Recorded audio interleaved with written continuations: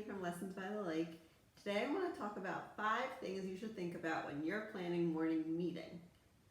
So morning meeting can look different in a lot of different classrooms, and I want to help you make sure that it's perfect for your kids and what your students need. So the first thing you should think about is the comfort of your students. So is it the beginning of the year and maybe they don't know each other's names yet and they're not comfortable taking risks around each other? Is it later in the year and they've really established those bonds and their relationships and they are able to be a little more free and being silly and having fun during morning meeting? Are your students good at showing self-control? What are they comfortable with? So really think about what will help make your students feel great during morning meeting and want to participate. Think about physical distancing. I mean, this year, that's very important to make sure that they're separate and they have the proper spacing to keep them safe if you're in the classroom.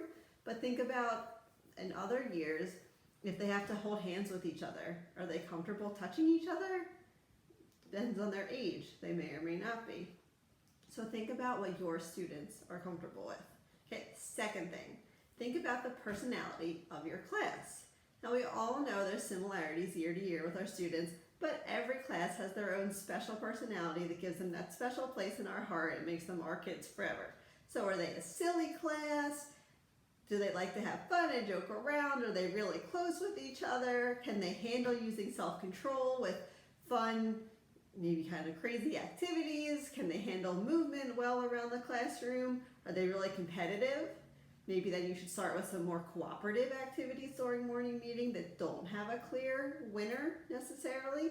Just think about what makes your class special and what makes you love them, what makes them unique. So you can make sure that you're tailoring morning meeting to meet their needs and what they enjoy and what they're going to have fun with. Okay, the third thing, think about their age and their physical abilities. So this was something that was hard for me as a teacher to anticipate, depending on my students' grade level, their physical developments and understanding how that affects them moving around the classroom and using materials.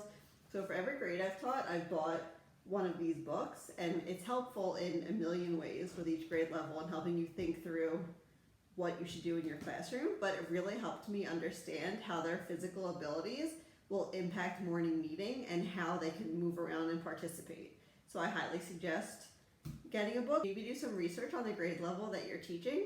Older grades, when they're starting to, their limbs are growing longer, they might be a little clumsier, so maybe your seating should be different, so when they're moving around during morning meeting, they don't trip because they're prone to tripping. That's something I didn't know. So just make sure you understand the needs of your students so you're planning something that's safe for them and that they are physically able to handle. Can they toss a ball back and forth during a greeting? Maybe if they can, maybe different size ball depending on which grade level you have and the size of their hands and their coordination for catching the ball. So just go through and think about that. And then that will take you through the whole year, and you'll see as they change, you'll be able to adapt to fit their needs.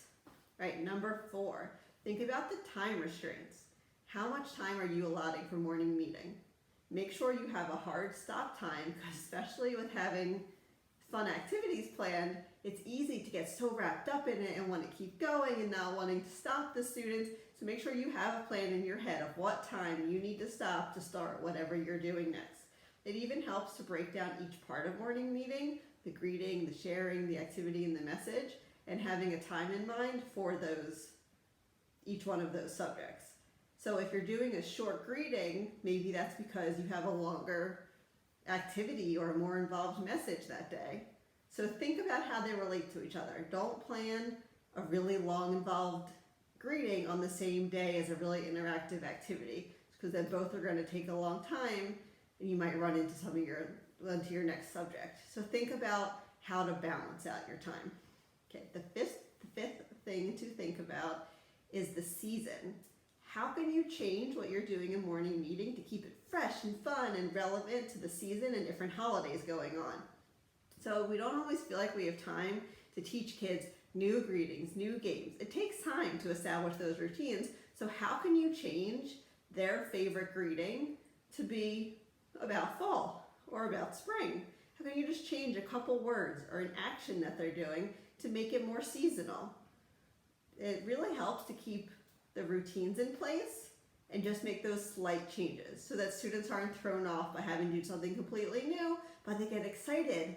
Like my students, my fifth graders' favorite game was Ducky Wucky, which is the silliest game.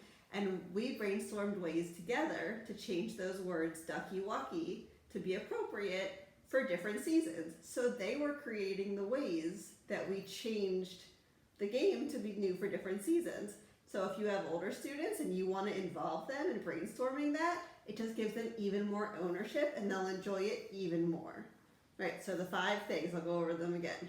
Comfort of your students, the personality of your class, the age and physical ability of your students, time restraints you have set, and the seasonality of your morning meetings. So those are the 5 main things you should think about. So I'm going to link some resources down below that can help you. I have lots of different resources in my store available to you to help make planning easier. And please reach out to me. Send me a message, send me an email.